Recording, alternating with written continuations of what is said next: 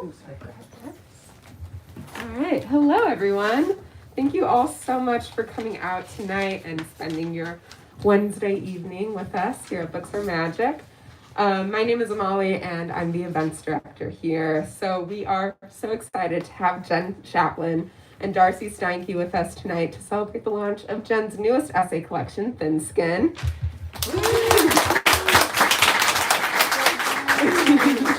But before we get into all of that, I just have a few logistics to point out for how tonight's event is going to go. First off, we will be doing a hand-raised audience Q&A towards the end of the discussion, so please start thinking of questions to ask and hold on to them. After the talk tonight, Jenn will be signing and personalizing books at the alcove next to where you checked in. We'll let you know where and when to start lining up for that.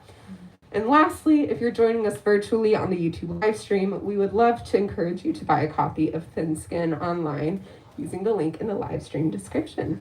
All right, let's get into this. Honest, gripping, and urgent, Jenn Shapland's essays explore a plethora of worlds, both large and small, from the shattering of her suburban upbringing to the long-lasting effects of the Manhattan Project on her family, friends, and neighbors.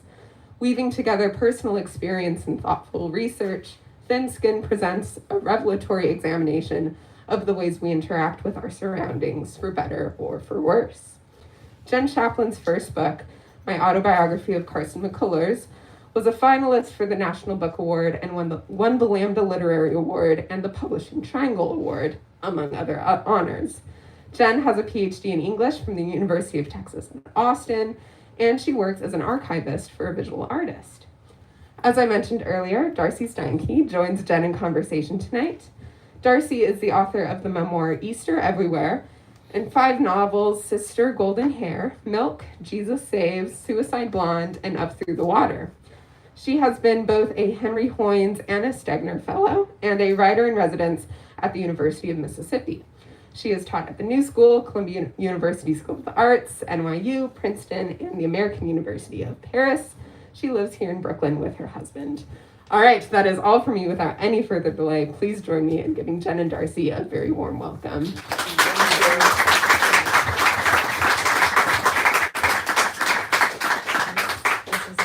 Can you hear me? I think it's on, yes. Okay, cool. Thank you all so much for being here. I'm so grateful to be here in the ancestral homeland of the Lenape people. I'm so grateful to be here at Books Are Magic. This is such a beautiful store, so thank you for hosting us, and thank you, Darcey. I really appreciate it. I'm excited to talk with you. Me too. So this is a book of 5 long essays, and they all deal with vulnerability and sensitivity and boundaries in various forms. And I'm going to read a little bit tonight from the last essay in the book, which is called The Meaning of Life. So I set the bar low. I took not a very big swing. And so I want to read this part. It's a little bit scary, but I'm going to read it anyway. And what you need to know is that the essay starts by talking about the witch hunts through the lens of Silvia Federici's work and kind of reframing that moment in history. It's an essay about my desire not to have kids. So I talk about my mom, and I talk about my friends, and I talk about the history of forced sterilization in the US. It's kind of all over the place. And it ends up talking about multi-species families. So this comes from a section called Child Freedom. And what you need to know is that I started out talking about how when I was a kid, I really wanted to have kids. I really wanted to have babies because I really liked playing with dolls. And then somewhere around high school, when I started babysitting and actually interacting with kids, I changed my mind. And then my desire shifted. I still really wanted to be pregnant. I really thought that was interesting. So now, at this point, I'm in my 20s, I'm in grad school, I'm reading Adrienne Rich and Audre Lorde and Gloria Anzaldúa, and things are changing again. My desire began to shift again. No, go faster. Go. Keep going. No worries. Okay. Suddenly, I longed to be old. More than anything in the world, I wanted to grow up. To not be a messy 20-something, but a woman in her 60s, her 70s, with long gray hair, wrinkled and worn and leathery skinned. I wanted to be a woman from whom nothing was expected. Again, I didn't articulate what lay behind that desire, but now I see a connection to the pregnancy fantasy. Pregnant or old, I would be momentarily enough. I was onto something here. Without really being able to know what I was embarking on, I sensed that between pregnancy, that moment of female omnipotence, godliness, Virgin Mary holiness, and old womanhood, when a woman is free of the expectation to bear, to make herself desirable for a man, lies a gulf of life unknown, an undiscovered country, another planet. By 28, when I'd found my footing as a queer woman and a partner who knew she didn't want kids, I grew more certain I wanted a life different than the one I'd been raised to imagine. I was certain this was something I could make for myself. Whatever loss I felt in knowing I wouldn't, find myself pregnant one day, barring a violent encounter, I had to grieve it early. I knew immediately that I would never be a natural mother. Having kids as a queer woman is an endeavor that requires planning, determination, and in most cases a large financial investment. Being queer made it easier for me to say no. At the same juncture where I found certainty, most of my friends and peers, even those who had long vowed never to have kids, gradually became uncertain. They didn't want kids exactly, but they voiced concern they might someday regret not having them, might miss out. One by one, I watched my friends fall like dominoes. Seeing this hurt. I thought we were on a path together, the group of friends I had made in grad school, at the bookstore, at writing residencies. They all wanted to be writers or scholars or artists. Now it seemed that my friends had been doing what I was doing on the way to being mothers. What I had believed was a life we were all creating together was just a phase for them, as if suddenly the life I was building wasn't enough. A creative or intellectual life doesn't exclude the possibility of a life with kids. Having kids just makes it a hell of a lot harder. Hadn't they seen the numbers? Why were they making their lives harder? Why were they leaving me behind? Like women in the 1970s and 80s, some millennials are delaying having children or choosing not to have them at all, an anomaly the media obsesses over. Silly millennials with their plants and pets and roommates and gig economy jobs without benefits. They'll get around to it eventually. Viral tweets like, "Plants are the new pets, pets are the new kids," seem to have been interpreted by the media as a cry for help. Millennials, they said, are the saddest generation, graduating into a recession, and now look, they can't buy houses or have kids or anything. Articles about the declining birth rates in 2019 and 2020 seem designed to encourage us all to get on board, to get our shit together so we could finally start a family. But I wonder if the millennials were onto something. In 2021, preliminary CDC data states that the birth rate went back up for those ages 25 to 44. And if my Instagram feed of late is any indication, the campaign to shepherd us all back into the isolated, politically convenient container of the nuclear family is working. But for anyone out there in my generation who has their doubts, who is curious about alternatives, there's still time for us to do something different. I read an editorial in the New York Times about why it's okay, even ethical, not to want to have children. The essay's main argument, told through a variety of anecdotes about childless people, is that the world is unfit for children. In other words, it would be wrong to bring a child into this broken world.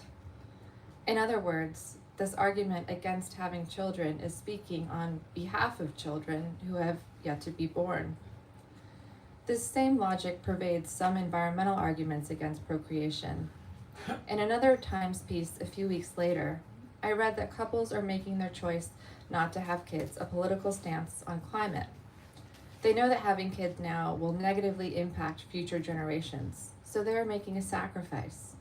For whom? For the children. This is exactly the logic of the anti-abortion movement, the so-called pro-life. Unborn humans are where we should focus our political energy. Why can't we not want children for ourselves? I don't want them for my own sake, not because I think kids are terrible. It's not about them, but because I want my own life. Not because the world isn't good enough for them, but because they actively make the current problems of the world I live in worse with the pitter-patter of their little carbon footprints. It's not the future I'm trying to preserve or protect. It's now. It's me. It's my life. Saying this, writing the words, feels like breaking a taboo. I sit at my desk and watch through the window for the lighted torches and pitchforks to march toward the front door. Refusing motherhood is at once a failure and a crime. The deep down guilt of it. Like abortion, the crime is stopping something that never started, ending a life before it begins, thwarting possibility, potential, unfulfilled futures. But no one talks about the possibility, the potential, the futures thwarted by having kids. Eileen Miles writes, I think women are supposed to open their legs to time and let it pass through them. When I watch my friends become mothers, I feel a terrible loss. When my friends stay with disappointing boyfriends and say they just want to get married someday and have kids someday, I'm bereft. When the best minds of my generation spend all their savings on IVF treatments, only to lose each precious embryo and say that now they will never have a life that feels complete, I long to tell them, darlings, we are free. Throw out your syringes, thaw your eggs, scramble them. You are enough. You are a whole person, on your own, without the baby, without the husband. It makes sense that a person raised as a girl wouldn't think of themselves as whole or complete on their own. The foundation of our culture is the idea that they aren't. I can see how important it is to them, the baby, how badly they want it.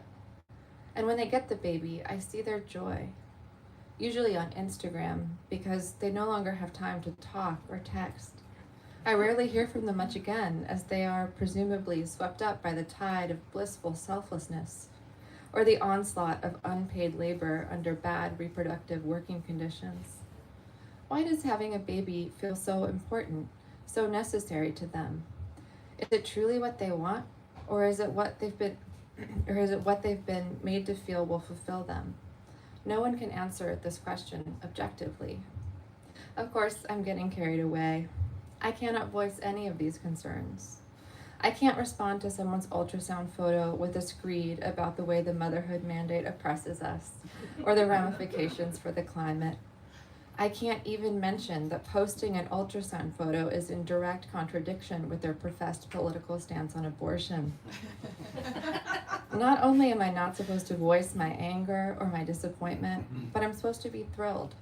I'm supposed to treat this as an unmitigated source of joy for their life and mine.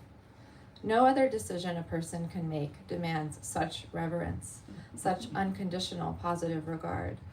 I am talking not about the child itself, but about the decision to have it. Thank you.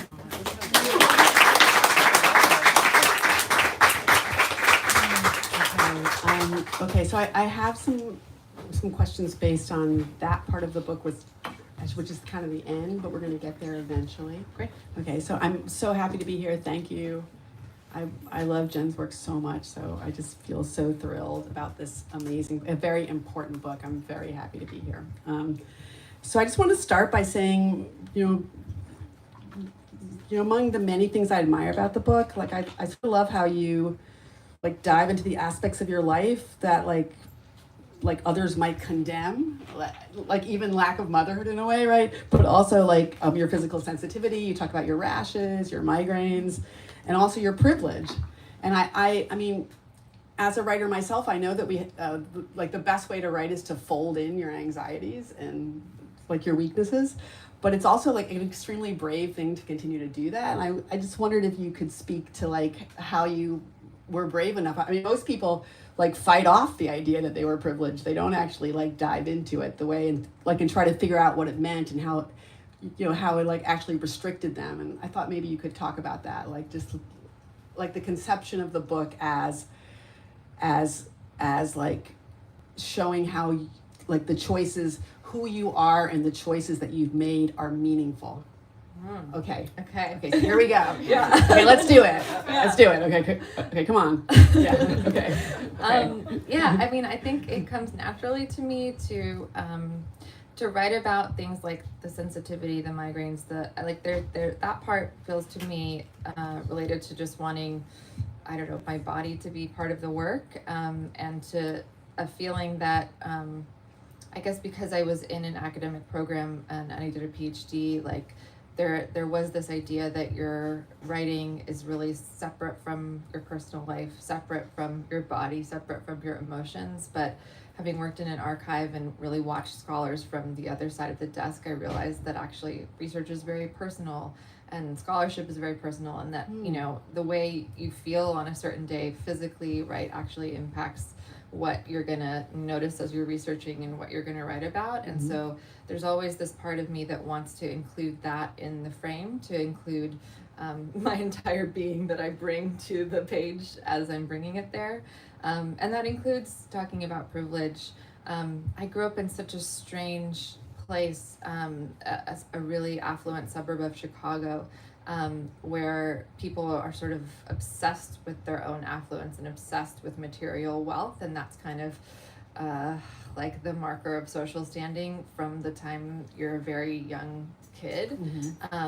Like that kind of comparison is going on, and so I've always been really aware of that and always felt a little bit outside of it, a little bit separate from it, and maybe that's just because of kind of who I am, a little bit because of who my parents were in that setting, and so it just felt natural to me to be drawn to understand, like, how did that place come to be what it is, but then also, like, what did it do to me, and what did it do to other people, and to our understanding of the larger world. Yeah, I mean, it's so helpful to, like, rather than deny it, which, like, doesn't really, like, no one learns anything, to actually go into it. So I found that amazing in your book, But there's still some weird shame there. Like, I was reading a part of that essay, the essay where I talk about that specifically last night, and I got to that part and I was like, I'm gonna skip that. There's still just some part where I'm like, oh, it's a weird thing to claim or to acknowledge. So, Well, the idea, though, I mean, actually, I'll just go to that question.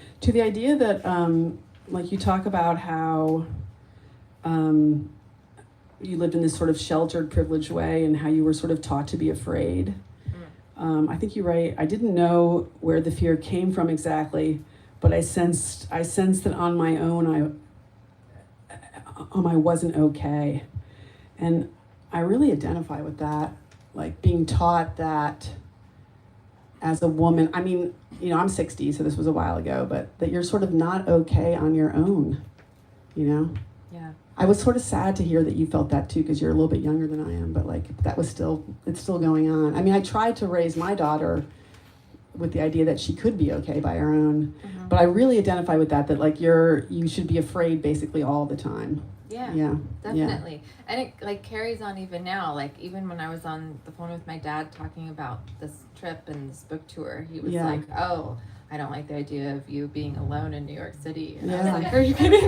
I mean, I have to say, even my own father, who I loved, when my daughter started to go into puberty, he would say to me often, you better watch out, you better protect her. And I was like, holy shit, come on, like, give her a break. She's like 10 or 11. Yeah, it's hard. And what that like saddles a kid with, and I think that's what I'm writing about in the essay Strangers on a Train, which talks about camping experiences and traveling alone and kind of what comes up in those places for me. And it was like realizing, that the effect of that, which is like an attempt to protect, the effect of that on me is to make me like hyper aware of my own fragility and my own need to be protected and my own inability to be independent. But then it's also, protecting this much larger narrative that is like violent and racist and that like, casts certain people as people to fear. Exactly, So like the problems are on both ends. Yeah. I mean, I was thinking about the incredible like Alice Bowen book, like Dead Girls. Do you know it? No, I don't. It's amazing. But she says, it's clear we love the dead girl enough to rehash and reproduce her story, to kill her again and again, but not enough to see the pattern. Yeah. You know? I mean, I'm not saying that like many people are oppressed, but the dead white girl is serious business.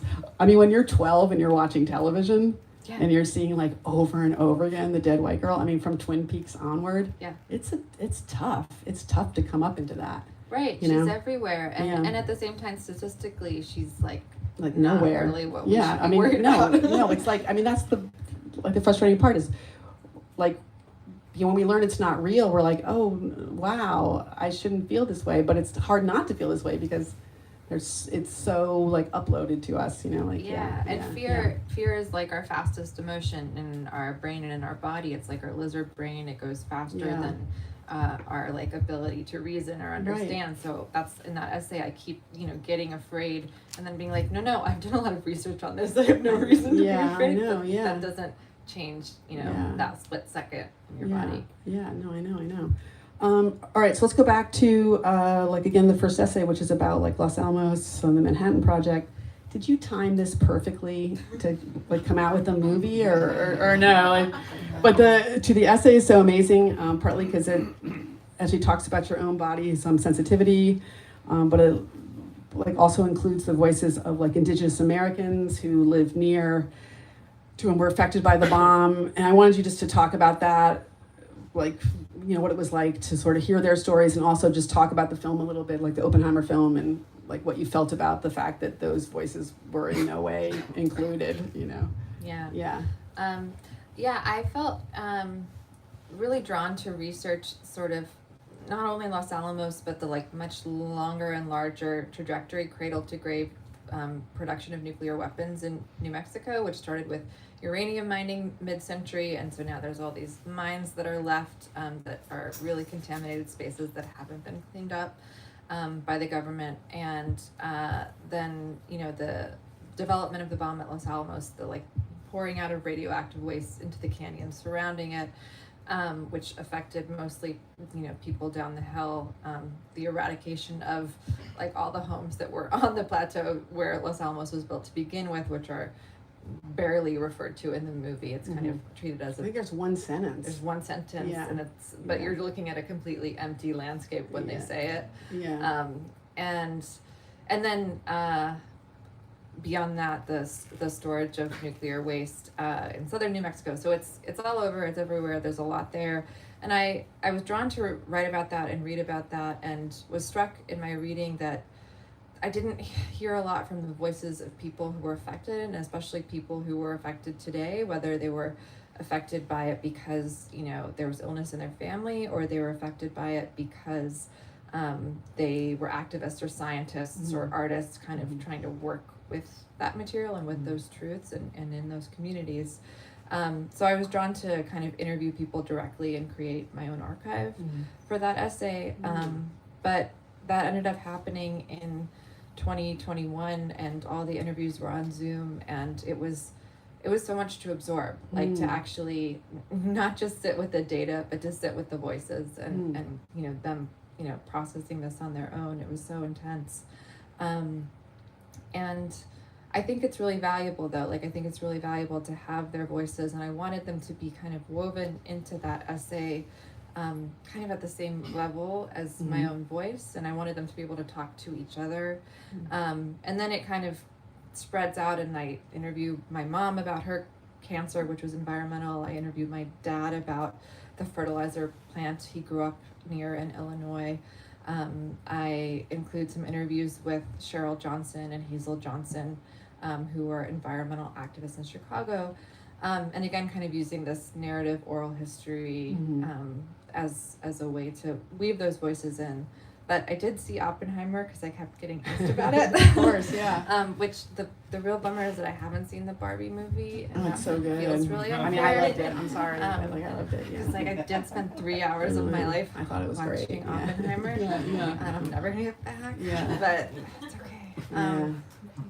And yeah, I mean, not only was there just that one sentence, not only like are those voices not there, it's just like that's not even addressed as a consequence or as a problem. All the consequences are embodied in the hero and his existential crisis and like what it might mean for his reputation. I know. And there's such an intense desire to historicize that, to say the bomb and the making of the bomb was something that happened then, and now like we can look at Oppenheimer as this figure, we can write a biography, we can analyze him, but it's still going on. They actually just ramped up production of plutonium pits at Los Alamos, and you know, like a bunch of high school kids are being recruited by colleges to learn how to build bombs. Like, that's I think now. today there was an article in the Times about forever chemicals, actually, chemicals that last forever. So it's like I mean, the thing about the movie that's confused me was that like Oppenheimer, why did we need the other, like the Robert Downey Jr. as like the villain, where like Oppenheimer was the villain, right? Like I mean, I can see how Christopher Nolan is like used to getting the villain, and so we had to have a villain, and then we had to have a good guy, but like, it was confused more. Like, I think they needed more guys. They were like, more guys, and like you know, let's just, I mean, and the women were like crazy, drunken, like there were only two of them. Two of them, it was rough. Yeah, it was a rough. I agree. Too, when I saw that it wasn't over, actually like an hour and 20 minutes, I was like, what? We're still here. Yeah. Wait. So okay. Actually, in that same essay, I think you talk about sentimentality, which I'm very interested in, like sentimentality, cuteness. I'm very interested in places that the culture has sort of said, like, we're not going to think about this anymore. So when you say, like, you talk about Rachel Carson and sentimentality, which was very fascinating to me, like Silent Spring, and you say, is the sentimentality she mentions similar to sensitivity, to feeling keenly? And then also later you say, is sensitivity awareness a kind of sentimentality? So the idea of like sort of unpacking sentimentality, and how that connects to the idea of facing things directly. I thought maybe you could like talk about that maybe. Sure. Okay. Yeah. No, I love that question. Okay. And yeah, Rachel Carson was really like one of the ways that chemical companies and other people who wanted to disparage her research into chemicals really like tried to take her down, was to say that she was just like a sentimental woman who was like, you know, really felt too much for the animals that were dying and things like that. And she just like really loved nature in this very sentimental, sweet way that was like not to be taken seriously. And I think that there's such a like wonderful lesson in her work and in the work that she did before Silent Spring that's not known as well, where she was really just writing books about the ocean and the tides. That she was really captivated by her own experiences being in nature, and like she ended up writing a book about wonder, like which is both really sentimental and also something, you know, something amazing, right? But so yeah, like people kind of tried to use that as a way to take her down. But yeah, I do think there's something to be said for this, like this feeling keenly, just feeling really like deeply on behalf of nature, or you know, on behalf of other people, or whatever that is. Or even like social justice. Well, right. I mean, so my husband tears up all the time when we watch like The West Wing, and I just think it's because, you know, he's feeling sentimental, but it's not really. It's really like he's feeling it all, you know. But isn't it weird how like we've kind of been made to feel like social justice in particular is a zone where we have to be really like tough and face the difficult but it's so moving. Issues. Right. But like, aren't we supposed to be moved? Like, isn't that it's kind so of the whole moving. point? That's the most moving thing to me is social justice. Yeah. I mean, sorry, but it is. So let's talk about the too muchness, like the essay where you talk about like your relationship to capitalism, to capitalistic sort of like excess, and you touch on why so many people are obsessed with the end. And I've often thought this too, like it seems so impossible to imagine the end of capitalism. Like it's actually easier to fantasize about like the zombie apocalypse, because like you can't imagine what else there could be for us.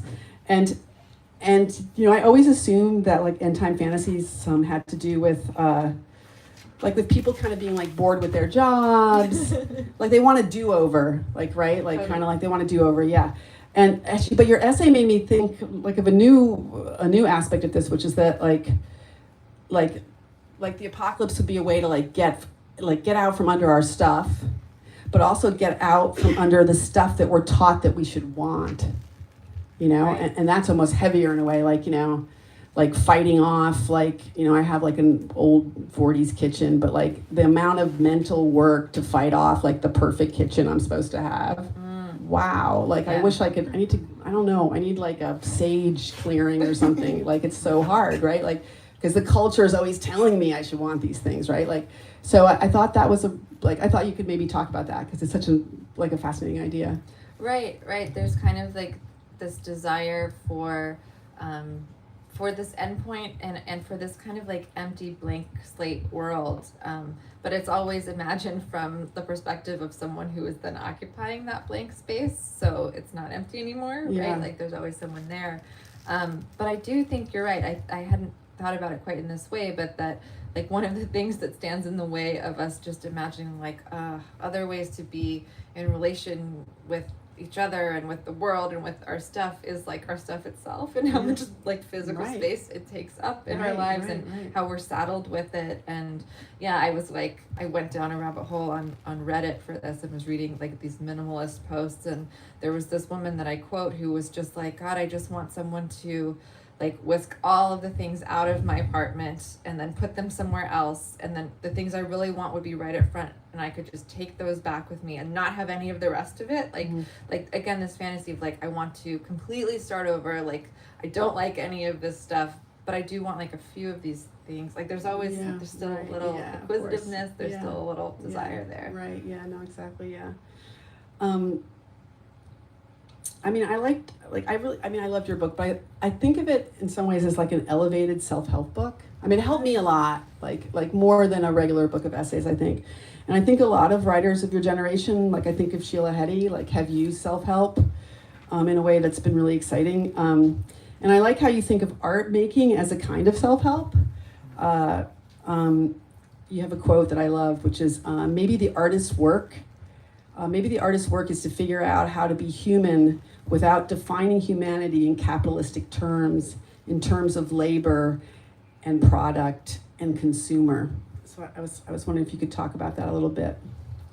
Yeah, I have such like a love-hate relationship with self-help books, but there are some that I was really like attracted to and drawn to, and that have really helped me. And I've had like a pet theory, then like sometimes I like it, sometimes I don't, that like books are that too, like that books at their best find like some way to help the person reading it, Yeah, like they help you. whatever it is that might mean for you at that time. But that's something that they can do. That doesn't mean that they have to be really like sweet and happy. No, they can shake you up. They can be terrifying, Yeah, right? terrifying, and that can yeah, be really right. helpful too. Right. And art can be like that too, Yeah, for sure. totally. And I don't know if I always agree with myself on that front. But I think it's really hard in this moment to be an artist or a writer and to be trying to make whatever it is you're trying to make, when like so many different forces exist trying to turn whatever it is you're making and you into some sort of product, into some sort of brand, into some sort of like set of consumer goods that can be purchased. And it's almost like you're being sold before you've even finished making what you're making. And so carving out the space to make, it's just a very different mental and psychological and physical place from the market and from the product. And it's so necessary to have that, but it's so hard to find that space or make that space or just to even protect that space inside yourself, especially if you're like connected to social media and watching all this self-promotion happen and feeling like you should do it yourself. It just becomes this ongoing negotiation. Yeah, but the struggle is so important. Right.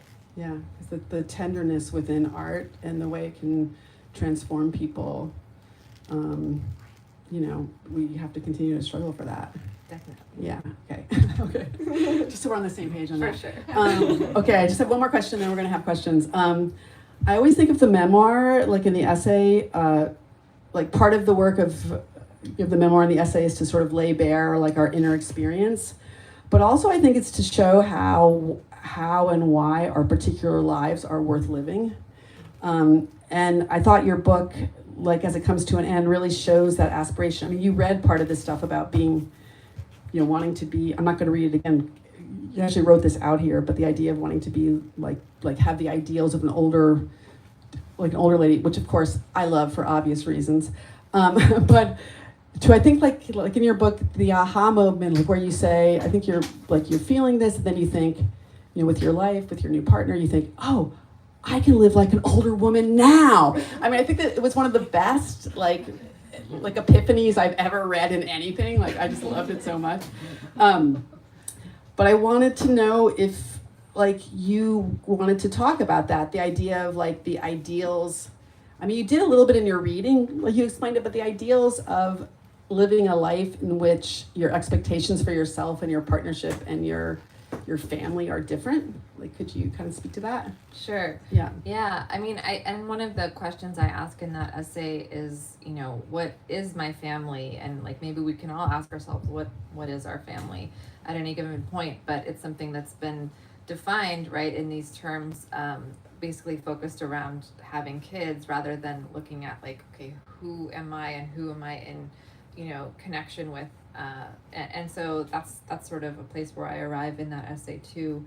And a place like where I just look around and see my partner and I see our 3 cats and Yeah. I see the way in which we are a family. But I think there's something really interesting and valuable to me about living in Santa Fe, which is a place where a lot of people go to retire. So especially when we first moved there, all of my friends were older than I am, than Chelsea is, and we still have those friendships, and I treasure them because those people are really not concerned with their careers and making it and trying to figure out how to negotiate that, and they're also not concerned with having kids because maybe they already have or maybe they never will. Yeah. And so there's just a lot that has fallen away, and the values can shift and Right. can be focused more on the present, can be focused more on friendship Yeah, even. right. And that's something that has been really powerful in my own Yeah. life, and just kind of having, it's not even like role models so much as it's just like, these are the people that I really gravitate towards and Right. want to be around, and who are talking about the same things Yeah, that really right, interest yeah. me. I was reminded of the great Gertrude Stein quote where she says, "A woman and a dog is a family," Yeah. which is so good. Oh, like, that's yeah. great. And I mean, I also thought like as your book. I mean, I also thought about that part a lot because as a single mother, like I had my daughter, and it was so hard to find movies and media and TV shows that didn't like continually try to reestablish like the nuclear family. Right. I mean, this was part of the reason why Gilmore Girls was so important for us. You know what I mean? Like, because it was like the one show that showed single motherhood to be like fantastic, like not just like this sad thing that you were like, But I thought about that a lot. Like, I think there are many, many people that aren't in nuclear families that feel left out, and it's, But I really appreciate as your book came to an end that you seemed interested in like including everyone, like you talk about including plants. Yeah. Like in your extended family. You talk about the Merlin Shadrick book, but I really love that. Like I've been reading Michael Marder's book about the Flossia plants. Do you know him? Mm-mm. He's so good. But he talks about how plants support us and comfort us, their beauty, their continuity, even their love for us in a way. You know? And he talks about Hildegard to have been in her idea of veritas, the idea of evergreening, the idea of this like constant refreshing quality of life, which is what you kind of need. And in some ways, like that's the best example of family life, this sort of ever refreshing. And it doesn't have to be because people are having babies. Right. It could be this idea of like ever refreshing. And so I really identify with that, and just the idea of trying to make a family that is radically inclusive. I thought that was extremely, like, very inspirational to me. Yeah. Like, very, And I think the more that we learn about other species, like the more it feels like we should be trying to like understand their language a little better and trying to relate to them in a different way. And like, yeah, I don't know. I had a funny moment when I was recording the audiobook. There's like a director in your ear who's like every 3 sentences like, oh, you gotta go back, you messed up a word. Yeah. And so he was like playing it really straight the whole time, just telling me when I messed up. And I was like, oh, this guy's so annoying. Yeah. And then got to the very end of the book and read the last essay. And then suddenly he was like, well, I live in an apartment with my cat and we're a family. And I was like, that's so yes, you are. nice. Yes, you are. But also like, Yeah. oh, I'm so glad. I'm so glad that like you found some You little got something it. in Yeah, there. And he that's was so like, and I don't beautiful. want to change, I don't want to have a partner. I don't want to do, and I was like, Yeah. great. I mean, I love to hear it. So, yeah. Exactly. Yeah. Okay, let's open up for questions. Do we have, does anybody have a question? I can wait you out. I never heard anybody want to be like me. I'm the only senior person in the whole place. Well, but I do. 75. Okay, yeah, but this is the beautiful radicalness of this whole idea, which is I can remember when I read your book for the first time. I wrote to you guys because I knew you, and I said, "Welcome to the world of like older ladies. Come on over." It was the best. And you were like, "Well, we're already there, so thank you." You know what I mean? Can I ask you a question now? So I can repeat your question. Okay. So I was thinking recently, and many people in my age group do, that I'm superfluous. I'm not unhappy, but I'm so hungry for more engagement in life, and I feel as if I'm put out to pasture. So since you explore things, and you seem to think that there's something wonderful to be unencumbered, and I don't want to be encumbered, but there is, like, there's nowhere that I'm showing up that they want me to show up. Well, I'm pretty glad that you're here. Okay. Yeah, I That's mean, good, you yeah. came here and you asked a good question, so that feels. Well, that's also super if we cool. had more people that are just taking on that like wonderful, like older lady, you know, point of view, and then there'll be more places for us to go and Maybe feel welcome, I mean, right? Yeah. I'm just saying that, well, women outlive men.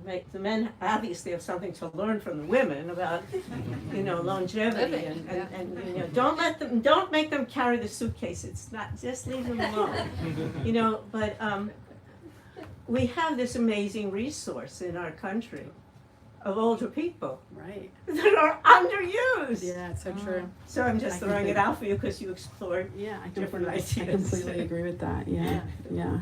That's great. Thank you so much. Yeah. Thank you. Do we have any other? Please. Hi, Jen. Hi.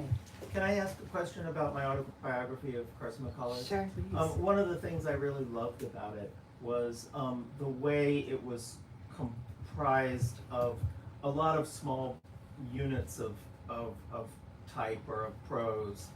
And so there was this really beautiful thing that happened, which was that there were a lot of beginnings and a lot of endings. And I just loved that as I moved through the book. And I wondered, was that something that you had imagined from the beginning of writing that book, or was it something that came in the process, or where did that come from? That, I mean, I don't know how you feel about this in your own writing, Dave, but there's basically no way for me to really decide or know, how things are going to turn out. But when I was writing that book, I started writing it in the archive where I was working and engaging with these objects, actually specifically with Carson McCullers' clothes and Gertrude Stein and Alice B. Toklas' clothes. And I didn't have a lot of time or space, and I had paper and a pencil, and I just kind of would write these little short paragraphs or short, questions for the objects, descriptions. So that's really how it started, and I had maybe 5 or 6 of those that came out of that, and I kind of put them together and realized that I could make it something larger if I figured out how to sort of fill in the gaps in between those 5 things. But really the writing came about in that very fragmented way. And I don't know if it's because I was coming up against so many different forms of erasure in the archive and just absences and, gaps and things that didn't make sense. And so it was I just kept coming to a halt over and over again. or I'm not really sure exactly, or if it was, you know, ultimately a desire on my part for there to be a lot of space in the book, for there to be a fragmentariness that sort of mimicked the experience I had doing the research, where it was like, okay, well, I got this little nugget, but how does that fit with this? How does that fit with this? You know, there was no connective tissue there. And so I wanted the reading experience to reflect that to some extent. It's so compelling. It's a Thank really you. beautiful kind of collage in which the whole is greater than the sum of the parts. So a follow-up question, these essays are long. Yes. And I haven't read the book in the 35 minutes since I've owned it. You haven't? But so can you talk a little bit about your process in writing long as opposed to writing, you know, in discrete chunks? Yeah, I didn't know that was going to happen when I started writing these essays. I had about 7 different essay topics in mind that I wanted to explore. I knew they were connected. I didn't know how. And I started writing, and each one was like longer than the last. And I had never written things this long before, and I didn't really know why it was happening, but there were just always more pieces that I wanted to explore. And I was talking about this last night. I would send the essays as I finished them to my editor, Naomi, and she would like almost instantaneously have like really thoughtful, complex feedback for me, often in the form of questions in the margins. And the questions were so good and they were so interesting, and I had to think about them for so long to figure out how to answer them and address them. But in the process of addressing them, I only ever made the essays even longer. And so I was like, well, but I have to answer her questions. Like I have to, I have to do what it says in the margins. And so then I would send those back expecting to get some sort of stop sign or some sort of pushback. Like, no, essays cannot be this long. Like, no, 20,000 words is too many words. But she never said that. And so it ended up being these 5 essays. And I think like there are other nonfiction writers who I find kind of inspirational on that, and like Melissa Phoebos is one, and Joanne Beard is another, who have written some really lengthy essay explorations. I'm like now at this point wondering like how anyone writes a short essay, a 5,000 word essay. I don't understand how, I don't know how you explore anything in that space. But at the same time, I also feel like whatever I want to write next is going to be shorter and spacier, problem. You know, like it's almost like I want to dilate and then shift back in, something like that. Okay, one more. Do we have one more? One more question from anybody? Please. Based on the 10 pages I've read so far. Yeah. And I was reflecting personally about times when I feel like I take things too personally, and then feeling very connected to the first essay of that sensitivity. Yeah. And I'm wondering how you, if you feel your perspective has changed since writing it, or has the act of existing become more bearable or more unbearable? Wow. It's kind of true, because like you're like a sensitive person, and now you're out here having to like Yeah. expose your sensitivity all over the place. Yeah. Well, I mean, I don't think there's any such thing as taking things too personally, you know, like isn't that why we're here? But it's been interesting to have conversations like this one, and to have people that I would never have known that about just kind of be like, oh, I'm like that too, like, or I feel that way too, or I have that sensibility too, and so it actually I think makes it a little more bearable in that regard, because it's a little less lonely. And it's just interesting. I'm like, I think we're all just like tender little starfish, you know, like I think, but again, I think that like we're asked to be tough, and we're asked to not show that. So that's part of what I wanted to examine in the book. Like, what if we look at that, and what if, like, is that an asset in some way, or is that something that could be useful, or is that something that we actually really want to like protect and to keep and to not bury, about ourselves. Yeah.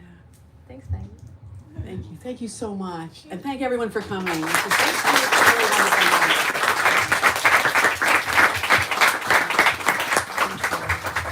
Yeah, thank you all so much for coming out tonight. Thank you to everyone who asked questions. Thank you to Darcey for moderating such a wonderful conversation. And thank you, of course, to Jenn for celebrating this launch with us. So just a few quick reminders before we wrap up. Jenn will be around to sign and personalize your books. That's going to happen right where my coworkers Jenny and Teo are very helpfully pointing. It'll make sense in a minute, but we'll ask that you grab all of your personal belongings and line up down the center aisle and curve around to the wall just so that we can start to rearrange the space. Otherwise, I know that many of you picked up a copy when you checked in. If you didn't, we have plenty more available for purchase tonight. We also have a few copies of Jenn's previous book, my autobiography of Cars and Colors, which you got a little sneak peek of in that question, and it is absolutely fantastic. We also have a few copies of Darcey's novel, Jesus Saves, which is equally fantastic and also explores a bit of the myth of suburbia, girlhood, innocence. So it's a fantastic read as well. Highly recommend checking those out. Otherwise, thank you all so much for coming out again. Let's give a round of applause once more for these two wonderful writers. Thank you all so much.